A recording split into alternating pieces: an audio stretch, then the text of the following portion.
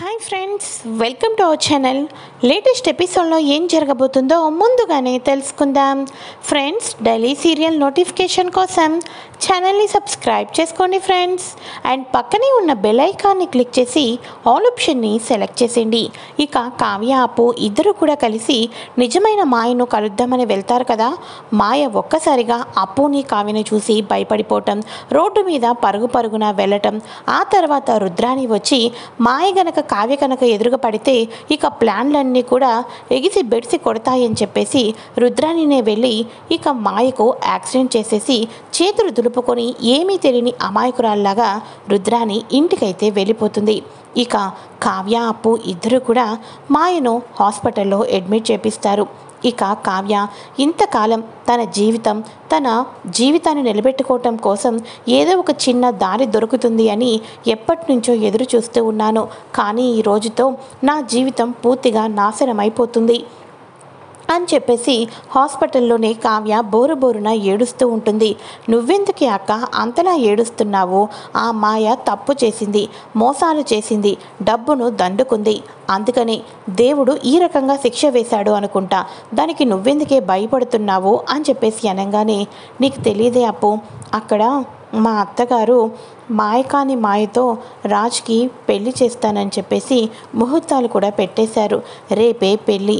రేపు పెళ్లి సమయానికల్లా ఈ మాయ వచ్చి నిజాలు చెప్పకపోతే నా భర్త నిజంగానే మరొక ఆడదాని సొంతం అయిపోతాడు. దానికి నేనే సంతకం చేసి మరీ ఒప్పుకున్నాను. ఇప్పుడు ఆపటానికి కూడా నా దగ్గర ఎటువంటి హక్కు లేదు అని చెప్పేసి కావ్య బాధపడుతూ ఉంటుంది. ఈ లోపల డాక్టర్స్ అయితే వస్తారు. డాక్టర్ రాగానే, ఇప్పుడు ఎలా ఉంది డాక్టర్ గారు అని చెప్పేసి కావ్య టెన్షన్ పడిపోతూ అంటూ అడుగుతుంది. ఇక వెంటనే అప్పుడు డాక్టర్ అంటూ ఉంటారు, చూడమ్మా, పేషెంట్ కండిషన్ అయితే క్రిటికల్గానే ఉంది. ఎప్పుడు ఏం జరుగుతుందో తెలియదు. ప్రస్తుతానికైతే ట్రీట్మెంట్ చేస్తున్నాం. మరి తను ఎప్పుడు స్పృహలోకి వస్తుందా అని వెయిట్ అండ్ సీ అని చెప్పేసి డాక్టర్ గారు వెళ్ళిపోతారు. ఇక వెంటనే అప్పు, అక్క నాకెందుకో చాలా భయంగా ఉంది అని అనగానే, అవునే అప్పు, ఇంతకాలం నువ్వు ఎందుట్లోనూ దూరద్దు, నేను ఏదో ఒకటి చేస్తానని అప్పటికి నా భర్త చెప్తూనే ఉన్నాడు. నేనే తేల్చేస్తాను, కడిగేస్తాను, నిరూపిస్తానని ఇలా బయటకు వచ్చాను. ఎందులోకి ఏది చేస్తున్నా ఇదిగో ఇలా మనమే కుప్ప కూలిపోతున్నాం. ఇప్పుడు నా కాపురం, నా జీవితం నా చేతుల్లో లేదు అప్పు, నా చేతుల్లో లేదు అని చెప్పేసేసి కావ్య ఒకటే ఏడుస్తూ ఉంటుంది. అక్క, నువ్వు ఏడుస్తుంటే నేను చూడలేనే. అయినా బావేమైనా పిచ్చోడా ఏంటి? మరో అమ్మాయి మెడలో తాలిబొట్టు కట్టడానికి వాళ్ళ అమ్మ కోసం ఏమైనా చేసేసి జీవితాన్ని నాశనం చేసేసుకుంటాడా? అవన్నీ జరగని పనులే. కానీ ఇప్పటికే నువ్వు అలసిపోయావు. ఇక్కడ పేషెంట్ని నేను చూసుకుంటాను, నువ్వు తిరిగి ఇంటికి వెళ్ళక్క అని అనగానే, అక్క పరిస్థితిని చూసుకొని ఇక్కడ జరిగిందంతా బావగారికి కూడా చెప్పు. అప్పుడు ఇంకా మంచి ట్రీట్మెంట్ ఏమైనా చేస్తే తిను త్వరగా కోలుకుంటుంది కదా అని చెప్పేసి అనగానే, సరే అప్పు, జాగ్రత్త, నువ్వు కూడా జాగ్రత్త అని చెప్పేసేసి కావ్య అప్పుకు చెప్పి ఇంటికైతే బయలుదేరుతుంది. మరోపక్క రుద్రాని ఇంటికి వెళ్ళి, అమ్మయ్యా, ఈ కావ్య ఈ పెళ్ళిని ఎలాగైనా ఆపిద్దేమోనని చెప్పేసి ఏమోలో ఒక చిన్న అనుమానం ఉంది. అది చచ్చిందో లేకపోతే బతకడానికి ఇంకా టైం పడుతుందో ఇవన్నీ నాకెందుకు, ఈ లోపల ఎంచక్క మా అపన్న వదిన రాజుకి ఈ చిత్రకు పెళ్లి చేసేస్తుంది.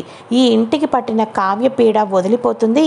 చిత్ర నా మనిషి కాబట్టి ఈ ఇంటి పైన ఆధిపత్యాన్ని అంతటిని నేనే కొనసాగించవచ్చు అని రుద్రాని లోపల ఎంతగానో సంతోషపడిపోతూ ఆనందంగా ఉంటుంది. అయితే కావ్య ఇంటికైతే వస్తుంది కదా. ఇంటికి వచ్చేసరికి ఇంట్లో వాళ్ళు ఎవరికి ఇష్టం లేకపోయినా అపర్ణాదేవి పని మనుషుల్ని పెట్టించేసి ఇంటికి మామిడి తోరణాలు కట్టించేయటం, అంతేకాకుండా ఇక పెళ్ళికి కావలసిన వస్తువులని పట్టు చీరల వాడిని ఇంటికి తీసుకొని వచ్చి రాజ్కి బట్టలు, పెళ్లి కూతురికి బట్టలు, ఇలాంటివన్నీ కూడా ఇంట్లో పెళ్లి హంగామా అంతా చేసేస్తూ పెళ్లి సందడి అయితే మొదలు పెట్టేస్తూ ఉంటుంది. ఆ పెళ్లి సందడికి ఒక పక్క మన రుద్రాని, మరో పక్క చిత్ర తప్ప మరి ఎవ్వరూ కూడా సపోర్ట్ చేయరు. అనామిక కూడా అంతంత మాత్రంగా సపోర్ట్ చేస్తూ, ఎందుకంటే ఇంట్లో తానే దొరికిపోయింది కదా దొంగతనం చేసి, అందుకని చెప్పేసి ఎటువైపు వెళ్తే మళ్ళీ తన మీదకి నిందలు వస్తే ఈసారి ఇంట్లో నుంచునే స్థానం కూడా దక్కదని చెప్పేసి అనామిక రెండు పడవల మీద కాళ్ళేస్తూ ఉంటుంది. ఇక కావ్య ఇంటికి వస్తుంది. ఇక అప్పుడు అపర్ణాదేవి అంటుంది, ఇంకా పెళ్ళి అవ్వకముందే కన్నీళ్ళు వచ్చేస్తున్నాయి. ఈ పెళ్ళి చూడలేను, నేను ఇక్కడ ఉండలేను అంటే ఎవరు ఉండమని చెప్పటం లేదు. నీ పెట్టే బేడ సర్దుకొని నీ పుట్టింటికి నువ్వు వెళ్ళిపోతావన్నా ఇక్కడ అడ్డుపడే వాళ్ళు ఎవరూ లేరు. కాదు కూడదు, నా చేత్తోనే నా భర్తకి కళ్యాణం తిలకం దిద్దుతాను, నా చేత్తోనే బాసికం పెట్టి భర్తను పీటల మీద కూర్చోపెడతాను అంటే నో అబ్జెక్షన్ అండ్ చక్కగా ఉండొచ్చు అని చెప్పేసి అపర్ణాదేవి సాటి ఆడదానికి కట్టుకున్న భార్య కోడలు ఇంతకాలం మంచి చేసిందన్న కొంచెం కూడా ఇది కూడా ప్రేమ అనేది లేకోకుండా కళావతితో ఇష్టం వచ్చినట్టు మాట్లాడుతూ ఉంటుంది. ఆ మాటలన్నీ విని ఇంట్లో ఉన్న పరిస్థితులన్నీ చూసి సైలెంట్గా కావ్య పైకైతే వెళ్ళిపోతుంది. ఇలా కావ్య పైకి వెళ్ళిపోయినగానే ఒక్కసారిగా రాజ్ అయితే కనిపిస్తాడు. ఇక ఇంతకాలం దుఃఖాన్నంతా దాచుకుంటుంది కదా, అమాంతం వెళ్ళి గట్టిగా హాక్ చేసుకొని బోరున ఏడుస్తూ ఉంటుంది. అయిపోయిందండి, అయిపోయింది. మిమ్మల్ని దక్కించుకోవటం కోసం, ఈ ఇంట్లో మీ భార్యగా, ఈ ఇంటి కోడలుగా ఉండటం కోసం ఎన్నో ప్రయత్నాలు చేశాను. అన్ని ప్రయత్నాలు బెడిసి కొట్టాయి. ఇక నా జీవితం నా చేతుల్లో లేదండి, నా చేతుల్లో లేదు. మీరు నా మీద ప్రేమ చూపించినా చూపించకపోయినా ఇవాళ కాకపోతే రేపైనా ప్రేమ చూపిస్తారని సంవత్సరం పాటు కాలంలో ఎదురు చూస్తూ వచ్చాను. కానీ ఈ అత్తారింట్లో నా భర్త వైపు నుంచి నాకు ప్రేమ దొరకకముందే నేను ఈ ఇంటి నుంచి వెళ్ళిపోవలసిన సమయం వచ్చేస్తుందండి, వచ్చేసింది అని అనగానే, ఏ కళావతి ఏం మాట్లాడుతున్నావు? ప్రతి విషయంలోనూ స్ట్రాంగ్గా నిర్ణయాలు తీసుకొని నాకన్నా ధైర్యంగా ఉండే నువ్వేనా ఈరోజు ఇలా కన్నీళ్ళు పెట్టుకుంటుంది అని చెప్పేసేసి అంటూ రాజు కన్నీళ్ళు తుడుస్తూ బుజ్జగిస్తూ ఉంటాడు. ఇక రాజు కూడా కళావతిని హాక్ చేసుకొని కన్నీరు తుడుస్తూ ఉంటాడా. అదే సమయంలో అపర్ణాదేవి అటుగా వెళ్తుంది. ఇదేంటిది, రేపు తెల్లారి పెళ్లి పెట్టుకొని వీడేంటి భార్యకు ఇంత దగ్గర అయిపోతున్నాడు, వీడు కూడా చివరికి హ్యాండ్ ఇస్తాడా ఏంటి అని చెప్పేసేసి అపర్ణాదేవి ఒక్కరోజేగా ఎంత ఏడుస్తుందో ఏడవని అని చెప్పి అక్కడి నుంచి సైలెంట్గా అపర్ణాదేవి వెళ్ళిపోతుంది. ఇక వెంటనే అప్పుడు కావ్య, నాది తప్పండి, మీరు చెప్తున్నవన్నీ వినుకోకుండా ఇంట్లో ఉండకోకుండా నేనే అనవసరంగా రోడ్ల మీదకు వచ్చి ఏదో తేలుస్తాను అనుకున్నాను అని చెప్పి జరిగిందంతా చెప్తుంది. ఒక్కసారిగా రాజ్ షాక్ అయిపోతాడు. ఏంటి కళావతి, నువ్వు చెప్పింది నిజమా అని అనగానే, అవునండి నిజమే అని చెప్పేసి చెప్పంగానే ఇక డాక్టర్కి ఫోన్ చేస్తాడు రాజ్. చూడండి డాక్టర్ గారు, స్పెషల్ ట్రీట్మెంట్ చేసుకుంటారో స్పెషల్ మెడికేషన్ ఇస్తారో మీ ఇష్టం, తను మాత్రం త్వరగా కోలుకోవాలి డాక్టర్, త్వరగా కోలుకోవాలి అని చెప్పేసి చెప్పంగానే, మా ప్రయత్నం మేము చేస్తున్నాం సార్, మీరు చెప్పారు కదా ఇంకా డోసేస్ పెంచుతాం అని చెప్పేసి డాక్టర్ గారు అయితే చెప్తూ ఉంటారు. ఇక అప్పు హాస్పిటల్లోనే ఉండిపోతుంది. అప్పు హాస్పిటల్లో ఉండి ఇక మాయను చెక్ చేసుకుంటూ ఉంటుంది. అయితే ఇక మాయ ఇంటి దగ్గర ఇంకో అమ్మాయి ఉంది కదా, ఆ అమ్మాయి దగ్గరికి వెళ్ళి అసలు మాయ ఎవరు, మాయకి పెళ్ళయిందా లేదా, అసలు మాయ సంగతి ఏంటి, ఇవన్నీ తెలుసుకోవాలని చెప్పంగానే, ఎందుకంటే మాయ చావు బతుకుల మధ్య ఉంది అని అనగానే అప్పుడు నిజాలన్నీ కూడా బయటకు వస్తాయి. మాయకు పెళ్ళి అయింది, భర్త కూడా ఉన్నాడు. ఆ భర్త మాయ ఇద్దరూ కూడా కలిసి తప్పులు చేస్తూ ఉంటారు. అయితే తన భర్త ఇప్పుడు ప్రజెంట్ పోలీస్ స్టేషన్లో ఉన్నాడు. ఆ పోలీస్ స్టేషన్లో ఉన్న భర్తని అప్పు చాలా తెలివితేటలతో విడిపిస్తుంది. అంతేకాకుండా కళావతి ద్వారా చేతిలో ఉన్న బాబును కూడా అప్పు చక్కగా సైలెంట్గా తీసుకొని వస్తుంది. ఎందుకంటే డాక్టర్ గారు స్పృహలోకి రావాలి అంటే తనకు బాగా మనసుకు దగ్గరైన వాళ్ళు, తనని ప్రేమిస్తున్న వాళ్ళు స్పర్శ తగలాలని చెప్పేసేసి అప్పుడే తప్ప వారు స్పృహలోకి రాలేరని, ఇదే చివరి అవకాశమని డాక్టర్ చెప్పడంతో తన భర్త కన్నీళ్ళు పెట్టుకుంటూ వస్తూ ఉంటాడు. ఇక వెంటనే తన భర్త వచ్చి, చిన్ని నేను నీ భర్తను, నన్ను నువ్వు జైల్లో నుంచి తీసుకుని రావాలనే కదా ఇప్పటిదాకా విశ్వ ప్రయత్నాలు చేశావు, కానీ నేను జైల్లో నుంచి వచ్చేసాను, కళ్ళు తెరువు చిన్ని, కళ్ళు తెరువు అని చెప్పేసి తన భర్త ఇక కొడుతూ ఇక తన ప్రేమ చూపిస్తూ లేపుతూ ఉంటాడు. మరో పక్క ఒక్కసారిగా మాయకు బాబు స్పర్శ కూడా తగులుతూ ఉంటుంది. బాబు స్పర్శ తగులుతూ బాబు కొడుతూ ఉంటాడు మాయకు. మరోపక్క అక్కడొచ్చేసి అపర్ణాదేవి రుద్రాన్ని గబగబా కంగారు పెట్టేయడంతో పంతులు గారిని పిలిపించి ముహూర్తం సమయానికన్నా ముందు పెళ్ళైపోయినా పర్వాలేదు అని రుద్రాన్ని తెగ ఇంట్లో రెచ్చిపోతూ ఉంటుంది. ఉంటుంది. ఇక రాజును పీటల మీద కూర్చోపెడుతుంది. చిత్రను పెళ్లి కూతురుగా పీటల మీద కూర్చోపెడతారు. పంతులు గారు మంత్రాలు చదువుతూ ఉంటారు. ఇక్కడ బాబు మాయ బొగ్గల మీద కొడుతూ బాబు స్పర్శ మాయకు తగులుతుంది. ఒక్కసారిగా బాబు స్పర్శ, బాబు కళ్ళమట కన్నీళ్లు కారుస్తున్న కన్నీళ్లు తన శరీరం మీద పడటంతో అప్పటిదాకా బ్రెయిన్లో ఉన్న చచ్చుపడిపోయిన నరాలన్నీ కూడా నర్వ్ సిస్టమ్ అంతా ఒక్కసారిగా తన కొడుకు స్పర్శతోటి ఇక మొత్తానికి కూడా రికవరీ అయిపోయినట్టుగా అంత బ్రెయిన్లో కదులుతూ ఉంటుంది. ఇంకేముంది, ఒక్కసారిగా మన మాయ కళ్ళు తెరుస్తుంది. మాయ కళ్ళు తెరవంగానే డాక్టర్ డాక్టర్ అని చెప్పేసి అప్పు పిలవటంతో ఇక అప్పుడు ఇంజెక్షన్స్ అవి ఇవి వేస్తూ ఉంటారు. అప్పుడు అప్పు అంటూ ఉంటుంది, నువ్వు కళ్ళు తెరిచి నువ్వు చెప్పే నిజాల మీద అక్కడ ఒక జీవితం ఆధారపడి ఉంది, లేకపోతే ఆ జీవితం నాశనం అయిపోతుంది. అక్కడ నువ్వంటూ ఇంకొక అమ్మాయి రంగంలోకి దిగింది.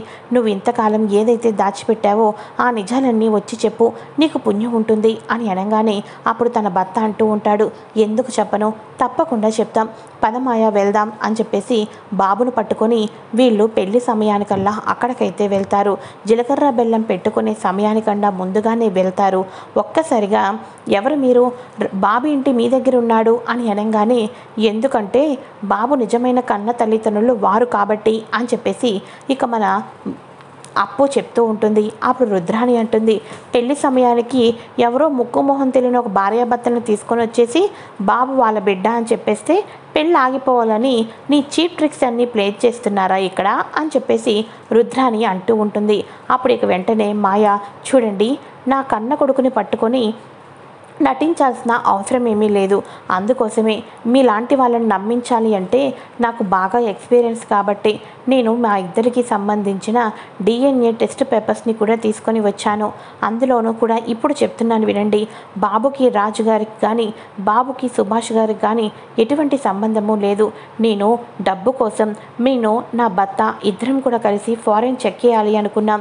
ఇక్కడ ఎంతోమందికి డబ్బు దండుకొని ఫారెన్ వెళ్ళిపోయి లైఫ్ సెటిల్ చేసుకుందాం అనుకున్న క్రమంలో నా భర్త దొరికిపోయాడు, జైలుకు వెళ్ళిపోయాడు. అప్పటి నుంచి నేను ఒక్కదాన్నే ఇంకా డబ్బు సంపాదించాలి, నా భర్తను బయటకు తీసుకుని రావాలి, మేము ఫారెన్ కూడా వెళ్ళిపోవాలి, కోట్లు ఈజీగా కూడబెట్టాలి అనుకున్నాం. అందుకోసం కుటుంబం కోసం, గౌరవం కోసం ఏదైనా చేసే సుభాష్ గారి వీక్నెస్ తెలుసుకొని నాకు నా భర్తకి పుట్టిన బిడ్డను మనిద్దరికీ పుట్టారని అబద్ధం చెప్పి ఏ రోజు చేయని తప్పు ఆ రోజు ఎప్పుడో జరిగిపోయిందని ఫోటోలు మాఫింగ్ చేసి చూపించి ఆయన నుంచి నేను ప్రతిరోజు డబ్బుని దొండుకుంటూ ఉన్నాను. ఈ నిజం తెలుసుకున్న రాజ్ తన తండ్రి పరువు పోకూడదని తండ్రి గురించి కొడుకు నిందను తల మీద వేసుకున్నాడు.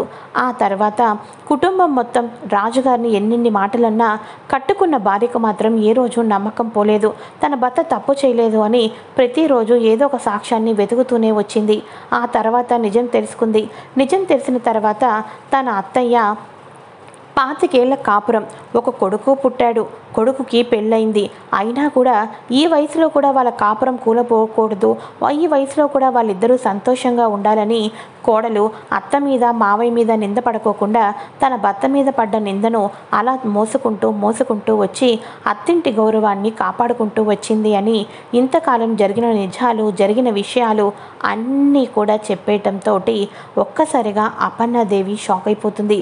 తనకు తెలియకోకుండా తన వెనకాతల ఇంత జరిగిందా, ఇంతకాలం కళావతిని దూరం పెట్టి కళావతిని ఆశ్రయించుకున్న కళావతి చెప్పిన దీని మీద తను బతుకు నడిచిందా, కళావతి నిజం దాయకపోతే ఈ పాటికి నీ అత్తారింట్లో నా పరువు ఏమైపోయి ఉండేది అని చెప్పేసి అపర్ణాదేవి అయితే కన్నీళ్లు పెట్టుకుంటూ షాక్ అయిపోతూ ఉంటుంది.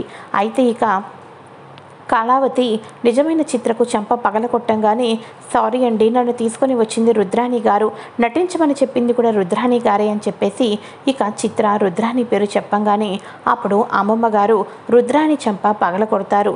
నీకు ఆశ్రయం ఇచ్చి కల్పిస్తే ఈ ఇంటికి నువ్వు మేలు చేయకపోయినా పర్వాలేదు, కీడు తలపెడతావా నువ్వు, నిన్ను ఇన్ని రోజులు ఈ ఇంటి ఆడపిల్లలాగా గుర్తించాం, ఇక నుంచి ఈ ఇంటి ఆడపిల్లగా కాదు నువ్వు ఉండేది, ఈ ఇంటికి పని మనిషిలా మాత్రమే ఉంటావు పని మనిషి హోదా మాత్రమే నీకు దక్కుతుంది అని అమ్మమ్మ గారు చెప్తూ ఉంటారు.